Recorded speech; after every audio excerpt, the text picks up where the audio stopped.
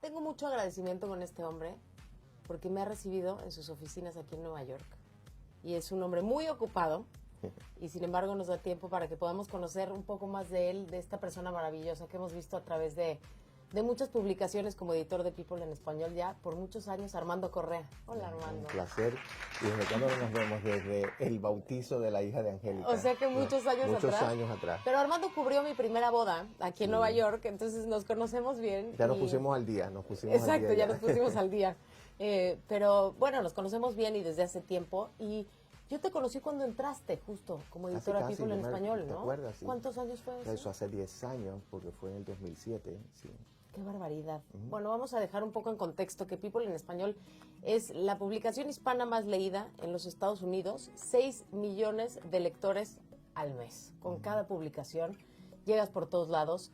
Es una publicación sólida, con credibilidad y que tú has llevado de la mano muy cuidadosamente, la verdad. Tú sabes, Jimena, hay algo que he aprendido en este largo proceso. Es trabajar poquito a poco. O sea, tú nunca puedes dar grandes saltos.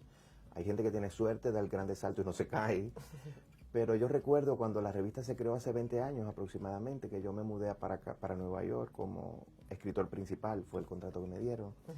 Yo recuerdo que el editor me dijo, hey, Armando, me da pena contigo, pues estás dejando una posición en el Herald, en Miami, a tiempo completo, tienes tu casa en Miami, mudarte para acá para un proyecto que yo no creo que dure 5 años. Yo recuerdo que esas fueron sus palabras. Y yo dije, aquí hay un mercado. ¿Sabes? En esa época no habían 55 millones de hispanos, pero yo sabía que estaban creciendo. Había muchas publicaciones en español en ese momento. Estaba Cristina en la revista y otras muchas más de México que estaban en Estados Unidos. Y nosotros éramos muy pequeñitos. O sea, pertenecemos a esta compañía que se llama Time Inc., donde hay revistas como InStyle, People Magazine. En esa época estaba Life Magazine, Time Magazine. Y crearon esta revista en español. Y teníamos, me acuerdo, 120,000 lectores. Esa fue la tirada con que abrimos. Wow. O sea, revistas paralelas que se crearon como Teen People abrieron igual con 120,000. Al año tenían 250,000, al otro año tenían 1,000,000, al tercer año 2 millones, al cuarto cerraron. O sea, nosotros seguimos presentes. Nosotros fuimos creciendo poco a poco, ganándonos una audiencia, tenemos una lealtad con los suscriptores. ¿Y cuál es la clave? La credibilidad. Totalmente. O sea, yo creo que eso es lo más importante. Yo nunca me mato corriendo por una historia y buscar una historia. Y te voy a poner un ejemplo. Recuerdo con Adamari López, ella acababa de sufrir, tú sabes, el cáncer en el seno, había perdido el pelo con todos los tratamientos y nadie la había visto en ese tiempo. Y me acuerdo que durante el proceso del cáncer y del tratamiento, el editor entonces, yo era senior writer, me dice, Armando, ve detrás de la historia. Y yo le dije, bueno, yo conozco a Adamari de toda la vida, ¿no? Y la llamo por teléfono y me dice, yo en estos momentos no puedo hablar contigo, o sea, yo estoy en un proceso delicado. El primera persona por hablar vas a ser tú, pero puede ser que sea en un mes, puede ser que sea en 2 meses, puede ser que sea en 1 año, claro, pero dame tiempo. Y el editor empezó a gritar, no, manda reporteros a Puerto Rico, a la funeraria del padre, e entrevista a los vecinos. Y yo le dije, no, eso no es People en español. Me acuerdo que fue una discusión bastante ardua. Al año, Adamari nos dio la primera entrevista y hasta el día de hoy la revista mejor vendida. Que te acuerdas, estaba pelada al rape, se veía bella en se veía portada. bella, Sí. Ella todavía estaba gordita por todo el tratamiento que tenía, ella quiso hacer el shoot. Y fue una entrevista hermosa, yo recuerdo que lloramos juntos y todo. Yo tenía a Emma chiquitita, recuerdo que la llevé al shoot. Y así, eso es People en español, o sea, yo no caigo, nosotros no trabajamos con paparazzi, ¿para qué? O sea, si yo tengo a tu fan, yo quiero que te vean en una foto metiéndote el dedo en la nariz o con que se te vean 3 celulitis, y todas las mujeres tienen celulitis, entonces, ¿para qué voy a ponerte ahora en una situación embarazosa si tus fans te quieren ver en tu mejor momento? No, y eso también todas las celebridades por eso siempre van. No, de verdad que es una confianza desde Jennifer López. Nosotros, o sea, este año o el año pasado tuvimos 2 portadas con Jennifer López, o sea, con sesión de fotos y el respeto que hay. Y las exclusivas vienen, o sea, yo no las busco. A mí me llaman, estoy embarazada, voy a tener Tú un saliste bebé. de Cuba en el 91. El 91. ¿Tú te imaginaste en algún momento el estar aquí sentado y decir, wow, llevo esta publicación donde me leen tantos millones de personas y tengo tanto poder, pues obviamente mediático y de comunicación? ¿Tú te imaginaste esto de este joven que salió de Cuba? Yo nunca trato de mirar mucho para atrás y el futuro, y todos soñamos. Yo soy un soñador también y me encanta tener sueños, pero yo no me propongo metas que no puedo alcanzar, o sea, no sé cómo explicar eso. Yo No, creo que tiene por eso sentido. hay gente que se deprime porque, o tú que tú dices, yo quiero mañana trabajar en una película con Tom Cruise en Hollywood. Te vas a cortar las venas porque eso no se logra de un día, Sí, ¿entiendes? Puedes lograrlo, yo no digo nada es imposible, pero tu mañana es el problema cuando tú sueñas. O totalmente. le pones una fecha, o hay gente que me dice, en 6 meses voy a tener mi programa. O sea, hay cosas que tú tienes que hacer y lo que yo he logrado es paso a paso.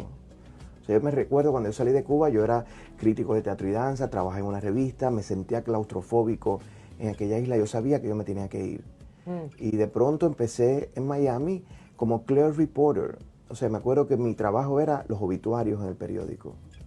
fíjate. ¿Qué pasa? Yo puedo soñar, yo quiero estar escribiendo en la portada del periódico.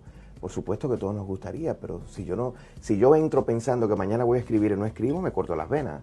Entonces me acuerdo que empecé de clear reporter y de pronto a los 3 meses alguien no quería cubrir algo el fin de semana y yo dije, yo lo puedo cubrir. Y a los 6 meses yo era reportero del periódico y yo estaba escribiendo en la portada del periódico casi diario. Eso es poco a poco, o sea, nada se logra dando esos saltos. O sea, ¿qué dirías tú? Que hay que tener actitud, porque ahora, por ejemplo, el mundo Mira, editorial es de los más competidos que hay. sí, sí, Y alguien un joven que te escuche, para que pueda llegar a tu posición, vamos viendo, de poco a poco, ¿y qué es eso? ¿La actitud? ¿O qué te bueno, parece? primero hay que estudiar, hay que prepararse, o sea, tú no puedes improvisar, o sea, Ya. tú tienes que formarte, tú tienes que tener tus herramientas. O sea, si tú no tienes tus herramientas, tú no puedes hacer nada. Si yo no tengo un bisturí, yo no puedo ser cirujano. Si yo no tengo mis habilidades, ahora qué pasa, tú puedes ser cirujano de este hospital o de este o de este. O sea, son tus Claro. metas. Una cosa es perseverancia y enfocarte. O sea, para mí el enfoque es lo más importante. Yo recuerdo cuando yo llegué al Herald, a Miami de Cuba, había muchas opciones, o relativamente bastante. Viniendo de Cuba, para mí era un mundo. Estaba la editorial Televisa con todas estas revistas, Buen Hogar, me acuerdo que existía en ese momento. Ahí hice unos freelancers. Que entrevisté a Miguel Bosé, a las tres Angélicas. Esa entrevista me encanta porque entrevisté a Angélica Vale, a Angélica María y a la mamá de Angélica, que estaba viva. Y esa historia me gustó muchísimo, ellos la recuerdan todavía. Y había varias maneras, también podía entrar en Univisión, pero yo sabía que yo quería, a mí me gusta escribir. ¿Y cuál es el periódico más importante? Era el Nuevo Herald. Y yo me concentré en el Nuevo Herald. Claro. O sea, me podía entrar oportunidades, un salario pequeño acá. O sea, no, yo quiero entrar al Nuevo Herald. Entonces empecé a hacer freelancing en la sección de entretenimiento. Después me acuerdo que entrevisté a alguien me vino a entrevistar, después fuimos a ver y conocí de pronto una editora y me dijo, tengo una posición de clear reporter, ¿la quieres? Y yo, encantado. Y ahí fui subiendo poco a poco. Pero tienes que enfocarte, porque si tú tiras Sí, todas tienes que escoger lo que sí, quieres tú y no puedes estar trabajarlo pensando poco a poco. en 3 casas, qué sé yo, en televisoras. Tú tienes que saber qué tú quieres. O si eres una actriz, qué tipo de personaje tú quieres trabajar, a dónde quieres llegar, con qué director quieres trabajar. Pero si tú hoy un día haces una comedia y mañana haces otra cosa y mañana, o sea, tú vas perdiendo tu enfoque. Claro. Pienso yo, o sea, no, esto no es una regla y no es una... Te digo Bueno, cómo pero es me lo ha que te ha funcionado servido a a mí, ti, claro. claro. Es el enfoque. Después igual, cuando abrió People, yo siempre quise venir a Nueva York. Pero yo no era un soñador de eso, voy a Nueva York a vivir lo que aparezca y a buscar trabajo, ¿no? Yo que tenía, porque además ya yo tenía un trabajo en Miami, ¿no? Que me Claro. gustaba además. Y cuando crearon People en español, abren estas 2 posiciones de senior writer y no, esta es mi oportunidad. Empezar de cero otra vez, empezar por debajo, poco a poco y va subiendo. Después fueron 2 años de senior writer, después fui editor asociado, después editor ejecutivo, hasta que un día me hicieron editor en jefe.